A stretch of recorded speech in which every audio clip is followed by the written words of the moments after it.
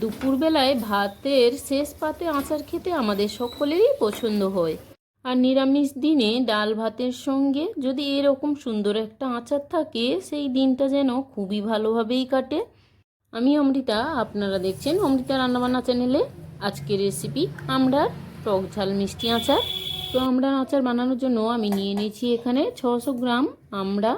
আমড়াগুলো একটু কচি কচি হলে ভালো।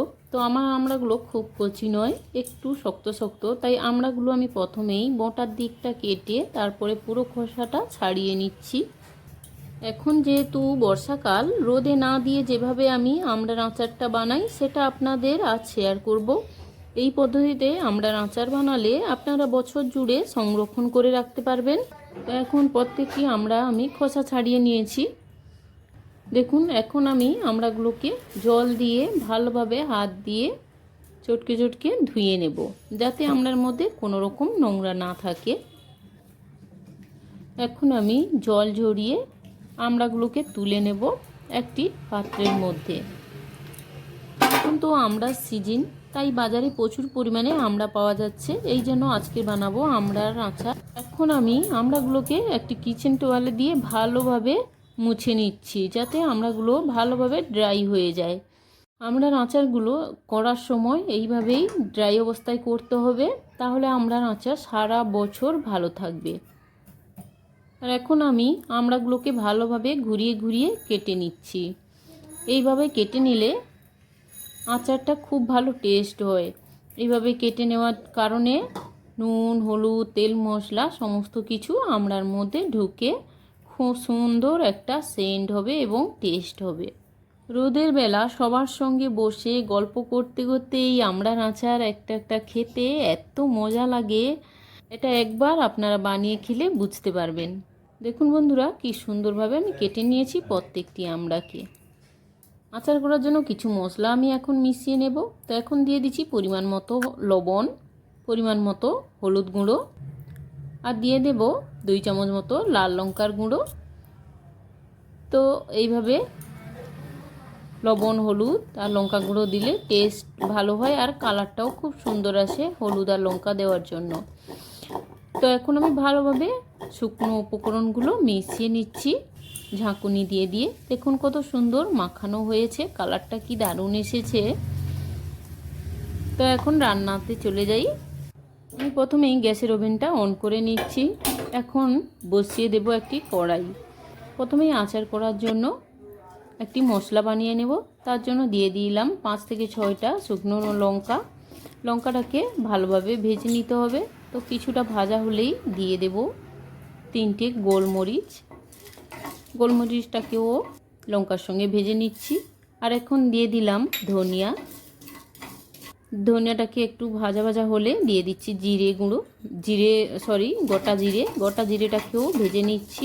এখন দিয়ে দেব গোটা মৌরি।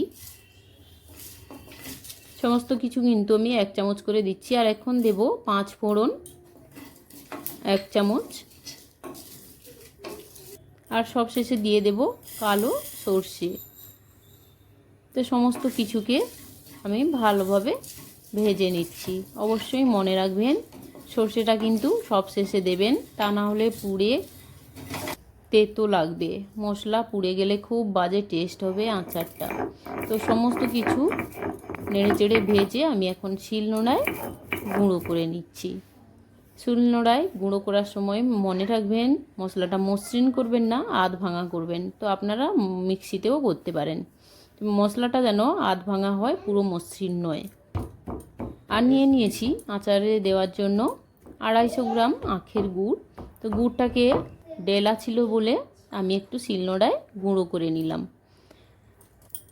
এখন আবারও গ্যাসের ওভেনটা অন করে কড়াইটা বসিয়ে দিলাম।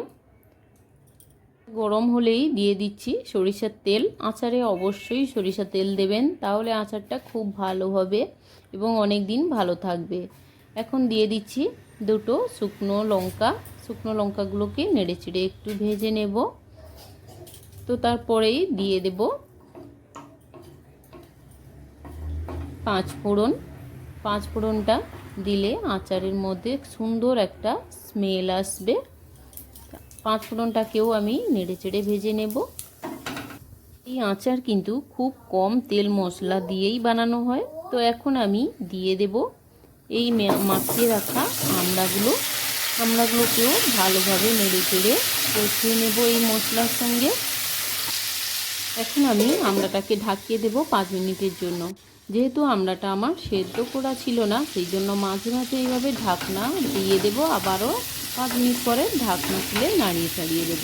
দেখুন আমি 5 মিনিট পর ঢাকনা খুলে নাড়িয়ে চাড়িয়ে দিয়েছি, আবারও ঢাকিয়ে দিলাম 2 মিনিটের জন্য। আবারও ঢাকনা খুলে নিচ্ছি 2 মিনিট পর।